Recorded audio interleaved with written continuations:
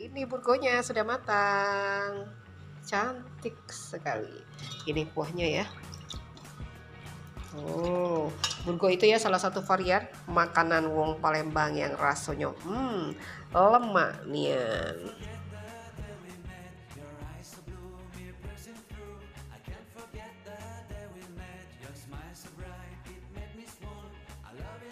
Nah, ini adonan burgonya ya.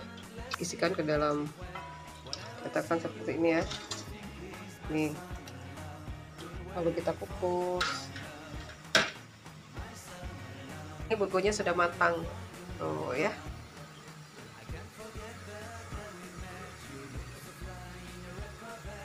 Siap kita angkat.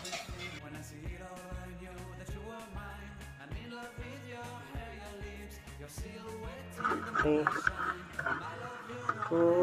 Hasilnya cantik sekali ya.